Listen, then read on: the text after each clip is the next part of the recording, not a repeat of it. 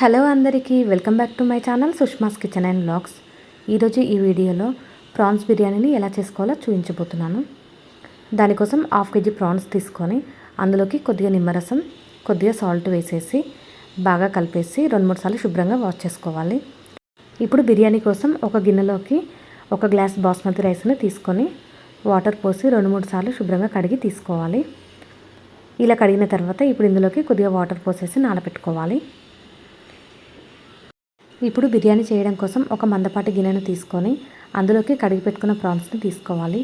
ఇప్పుడు ఇందులోకి 1.5 tea spoon కారం, రుచికి సరిపడినంత ఉప్పు, 1 టీ స్పూన్ ధనియాల పొడి, 1/2 టీ స్పూన్ గరం మసాలా, కొద్దిగా పసుపు, 1 టీ స్పూన్ వరకు బిర్యానీ మసాలా, 1 టీ స్పూన్ ఫ్రెష్గా దంచుకున్న అల్లం వెల్లుల్లి పేస్టు, కొద్దిగా బ్రౌన్ ఆనియన్స్, కొద్దిగా కొత్తిమీర, పుదీనా కట్ చేసుకొని వేసుకోవాలి.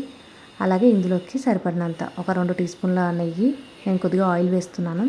మీరు నెయ్యి వద్దనుకుంటే మొత్తం ఆయిల్తో కూడా చేసుకోవచ్చు. ఇప్పుడు ఇందులోకి సగం నిమ్మకాయ రసము, 1/2 కప్పు పెరుగును వేసుకొని అంతా కూడా బాగా కలుపుకోవాలి. ఇలా కలిపిన తర్వాత టైం ఉంటే కనుక 2 గంటలు మ్యారినేట్ చేసుకుంటే బాగుంటుంది, లేదా అలాగే డైరెక్ట్ చేసుకోవచ్చు.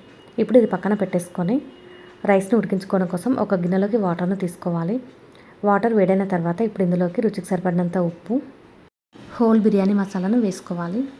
ఇప్పుడు ఇందులోకి 2-3 పచ్చిమిర్చిని ఇలా కట్ చేసుకొని వేసుకోవాలి. అలాగే ఇందులోకి 2 టీ స్పూన్ల వరకు ఆయిల్ని వేసుకోవాలి. ఇలా వాటర్ మరుగుతున్నప్పుడు మనం ముందుగానే కడిగి పెట్టుకున్న బాస్మతి రైస్ని తీసుకొని 70 to 80% వరకు ఉడికించుకోవాలి. ఇలా ఒక 70% అలా ఉడికిన తర్వాత ఇప్పుడు ఈ రైస్ను మనము మ్యారినేట్ చేసి పెట్టుకున్న ప్రాన్స్ మీదకి తీసుకోవాలి.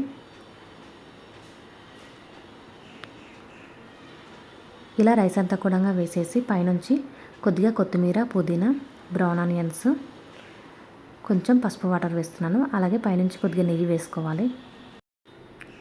ఇలా వేసుకున్న తర్వాత మూత పెట్టేసి ఆవిరిపోకుండా పైనుంచి కొద్దిగా ఇలా వెయిట్ పెడుతున్నాను. ఇలా పెట్టేసి లో ఫ్లేమ్లో 20 మినిట్స్ వరకు ఉడికించుకోవాలి. 20 మినిట్స్ తర్వాత స్టవ్ ఆఫ్ చేసి ఒక 10 నిమిషాలు అలాగే వదిలేయాలి.